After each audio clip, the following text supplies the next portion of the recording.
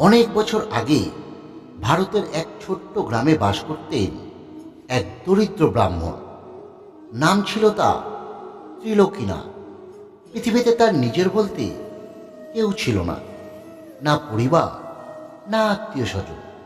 ছিল শুধু ভাঙা একটি কুঁড়েঘর, আর তার হৃদয়ের গভীরে বাস করত এক অটল ভরসা, এক অটল ভক্তি। তার আরাধ্য দেবতা হনুমানজির প্রতি।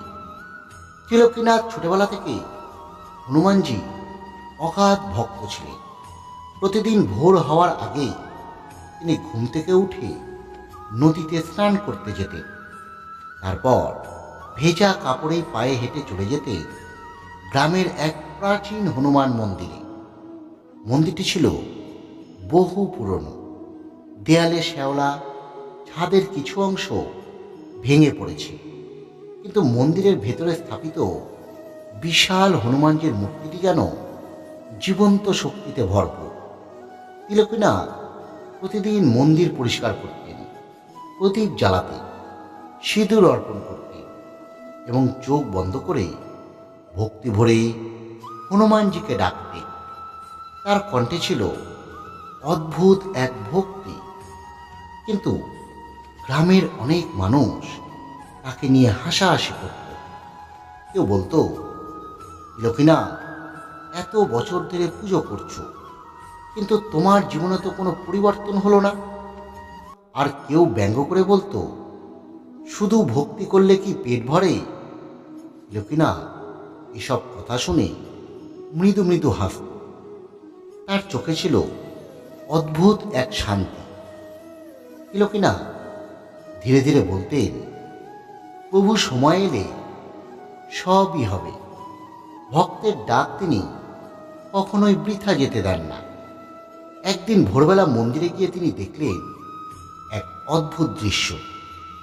মন্দিরের দরজা খোলা, কিন্তু ভেতরে কেউ নেই।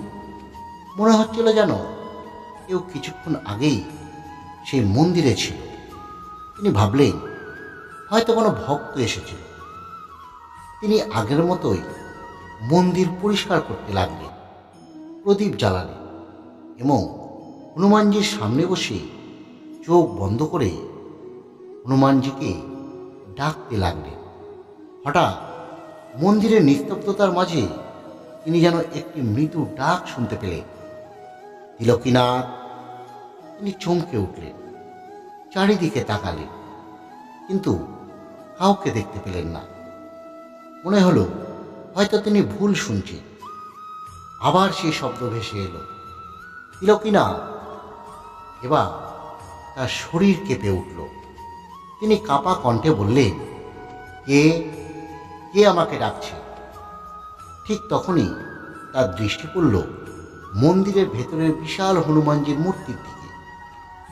মনে হলো যেন মূর্তির চোখ দুটি হঠাৎ উজ্জ্বল হয়ে উঠেছে। তার হৃদকম্পন আরো জোরে হতে লাগল। তিলকীনাথ মাটিতে লুটিয়ে পড়ে প্রণাম করলেন। তার চোখ ভিজে উঠল। তিনি কাঁপা কণ্ঠে বললেন, হে প্রভু, যদি সত্যি আপনি আমাকে ডেকে থাকেন তবে আদেশ করুন। আপনি যা বলবেন আমি তাই করব। সেই দিন আর কোনো অলৌকিক ঘটনা ঘটল না, কিন্তু সেই রাতেই তিলকীনাথ এক আশ্চর্য স্বপ্ন দেখলেন। স্বপ্নে তিনি দেখলেন আকাশ ভরে গেছে অদ্ভুত এক আলোয়।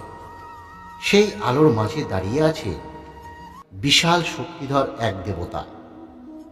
লাল বর্ণ তার শরীর, হাতে গদা, চোখে অদম্য শক্তি এবং করুণা।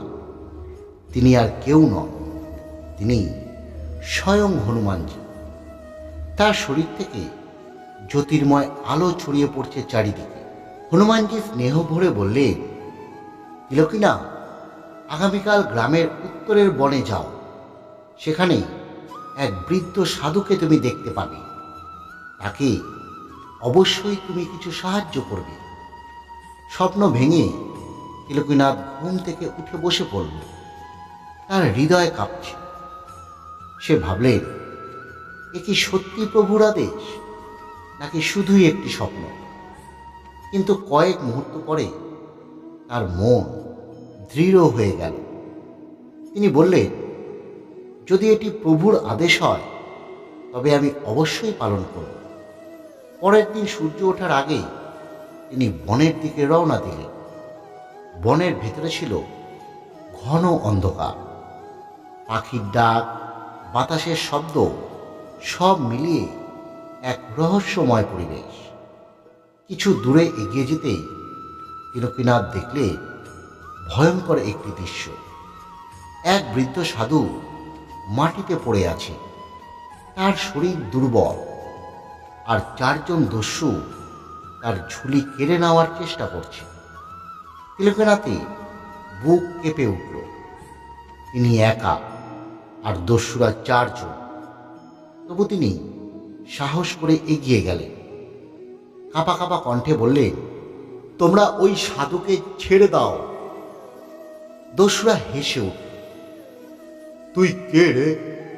এখান থেকে পালিয়ে যা, দস্যুরা বলল। তিলকীনাথ তখন চোখ বন্ধ করে হনুমানজির উদ্দেশ্যে গভীর প্রার্থনা করতে লাগল।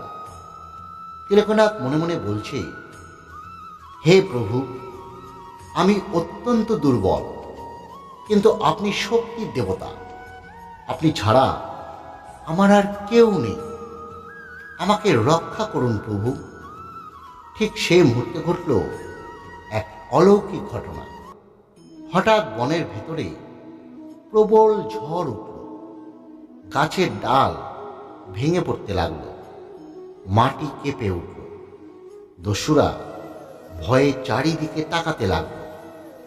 আর তারপর তারা দেখল গাছের ডালপালার উপর দিয়ে নেমে আসছে এক বিশালাকার বানরের ছায়া। তার চোখ আগুনের মতো জ্বলজ্বল করছে, তার গর্জন যেন আকাশ কাঁপিয়ে তুলছে। দস্যুরা আতঙ্কে চিৎকার করে পালিয়ে গেল। কিছুক্ষণ পরে সব আবার শান্ত হয়ে উঠল। তিলকীনাথ অবাক হয়ে চারিদিকে তাকালেন। বৃদ্ধ সাধু ধীরে ধীরে উঠে দাঁড়ালেন। তার মুখে এক রহস্যময় হাসি। তিনি বললেন, তিলকীনাথ, তুমি সত্যি একজন ভক্ত। তিলকীনাথ বিস্ময়ে সুরে বললেন, মহারাজ, আপনি আমার নাম জানলেন কি করে? সাধু মৃদু হেসে বললেন, যে ভক্ত সত্য হৃদয় দিয়ে প্রভুকে ডাকে, তার নাম দেবতার কাছেও অজানা থাকে না। হঠাৎ সেই সাধুর শরীর থেকে এক উজ্জ্বল আলো বের হতে লাগল। তিলকীনাথ বিস্ময়ে তাকিয়ে রইলেন। ধীরে ধীরে সেই সাধু রূপ পরিবর্তিত হতে থাকল।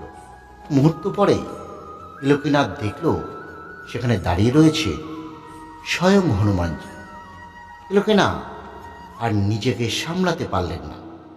তিনি মাটিতে লুটিয়ে পড়লেন। তার চোখ দিয়ে অঝোরে জল গড়িয়ে পড়তে লাগল। তিনি কাঁদতে কাঁদতে বললেন, প্রভু, আপনি আমার মতো ছোট ভক্তের জন্য নিজে এসেছেন। হনুমানজি স্নেহ ভরে তার মাথায় হাত রাখলেন। তার কণ্ঠে ছিল অসীম করুণা। হনুমানজি বললেন, তিলকীনাথ, ভক্তের ডাকে আমি সবসময় আসি।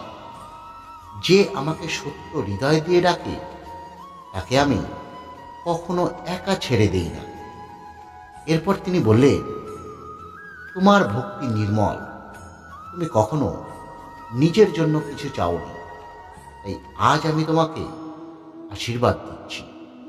তোমার জীবনে আর কখনো অভাব থাকবে না। এই বলে হনুমানজি ধীরে ধীরে অদৃশ্য হয়ে গেল। তিলকীনাথ যখন চোখ খুললেন, তখন দেখলেন তার সামনে একটি ছোট্ট থলি পড়ে আছে। সেই থলিটি খুলে দেখলেন তার ভেতরে রয়েছে বেশ কিছু স্বর্ণমুদ্রা। তিনি আশ্চর্য হয়ে গেলেন। তিলকীনাথ সেই সম্পদ নিজের জন্য কিন্তু ব্যবহার করলেন না। তিনি সেই অর্থ দিয়ে গ্রামের ভাঙা মন্দির সংস্কার করালেন, দরিদ্র মানুষদের সাহায্য করলেন, আর প্রতিদিন আগের থেকেও বেশি ভক্তি ভরে হনুমানজিকে ডাকতে লাগলেন। কারণ তিনি জানতেন, যে ভক্ত সত্য হৃদয় দিয়ে হনুমানজিকে ডাকেন তার জীবনে হনুমানজির কৃপা একদিন না একদিন অবশ্যই নেমে আসে। কারণ হনুমানজি কখনো কোনো ভক্তকে নিরাশ করেন না।